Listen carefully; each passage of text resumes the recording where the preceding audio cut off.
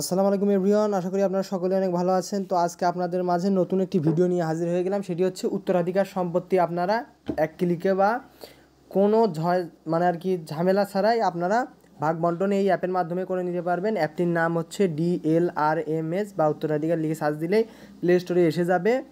তো জাস্ট আপনারা করবেন কি, আমি যে পদ্ধতি দেখিয়ে দেবো সেই পদ্ধতি অ্যাপ্লাই করলে আপনাদের যদি আপনার ছেলে এবং মেয়ে বা আপনার স্বামী এবং স্ত্রীর ক্ষেত্রে সব বুঝিয়ে দিচ্ছি, বা মৃত বাবা মৃত মা সব ক্ষেত্রে এখানে আপনারা উত্তরাধিকার সম্পত্তিটা ভাগাভাগি করতে পারবেন এবং উত্তরাধিকার ভাগাভাগি পদ্ধতি পরিবর্তন হয়েছে কি না, বা আগে কত ছিল এখন কত ছিল এখন বর্তমানে কত আছে, তা আপনারা নির্দিষ্ট যে হিসাবটা হবে সেই হিসাবটা আপনারা বুঝতে পারবেন।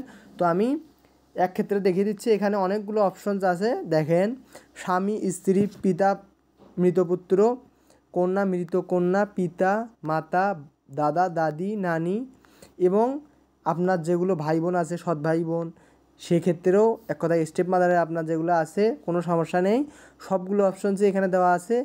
একদম আপনার অল ফ্যামিলির যদি হিসাবটা চান এখান থেকে করতে পারবেন। জাস্ট আমি একটি পদ্ধতি দেখিয়ে দিচ্ছি, সেই পদ্ধতি আপনার অন্যভাবে হতে পারে, কিন্তু এখান থেকে এই সিস্টেমে করতে হবে। আমি যে সিস্টেমটি অবলম্বন করব, ধরেন আপনি একজন পুরুষ মানুষ, সেক্ষেত্রে আপনি স্ত্রী দেবেন, আপনার স্ত্রী একজন, দুইজন হলে দুইজন, এরা প্লাস করে দেবেন। এবং স্বামীর ক্ষেত্রে যদি আপনি মহিলা হয়ে থাকেন সেক্ষেত্রে আপনি ফিমেল হয়ে থাকেন স্বামী দিয়ে নেবেন।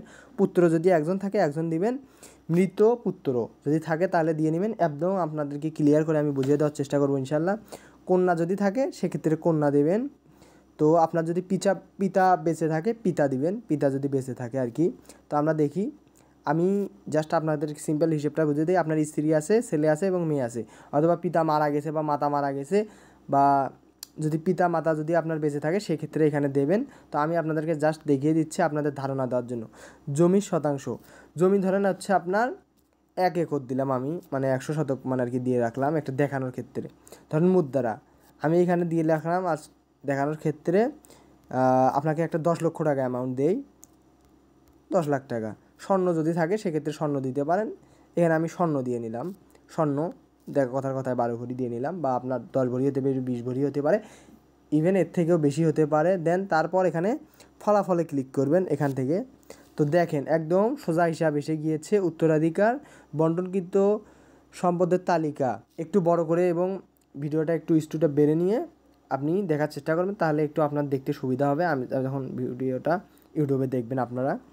নির্বাচিত আত্মীয় স্বজন, নির্বাচিত সম্পদের বিবরণ দেখেন স্ত্রী পুত্র কন্যা এই 3 জনকে দিয়েছি, এবং বাবা মা যদি ভাই বোন দিতাম সেক্ষেত্রে ওটাও আসতো।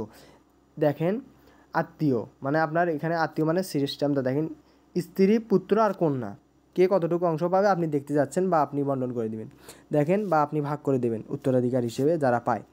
জমি দেখেন, জমি স্বর্ণ ভরি টাকা, এখানে স্বর্ণের ভরি পর্যন্ত হিসাব এসে গিয়েছে। স্ত্রী দেখেন 0.125 অংশ পাবে, এবং দেখেন পুত্র 0.5833 অংশ পাবে, কন্যা পাবে 0.2917 অংশ।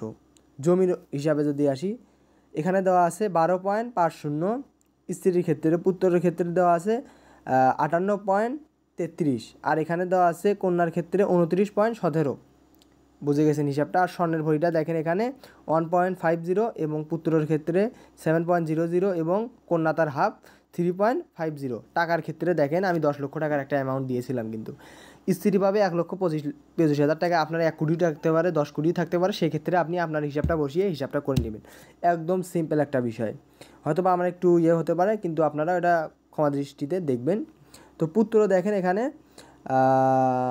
5,83,000, এবং এখানে আপনার কন্যা দেওয়া আছে 2,91,000। এইটাই হিসাব, জাস্ট আপনার পয়েন্টগুলো দেওয়া আছে, পয়েন্টগুলো সহ হিসাব করে নেবেন।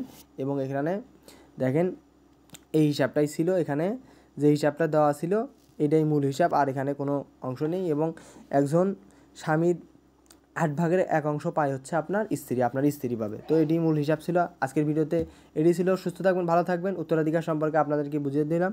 তো যদি কোনো প্রশ্ন থাকে আপনারা কমেন্ট বক্সে করতে পারেন। আজকে এখানে বিদায় নিচ্ছি, সুস্থ থাকবেন, ভালো থাকবেন, দেখা হবে পরবর্তী যে কোনো ভিডিওতে। আসসালামু আলাইকুম।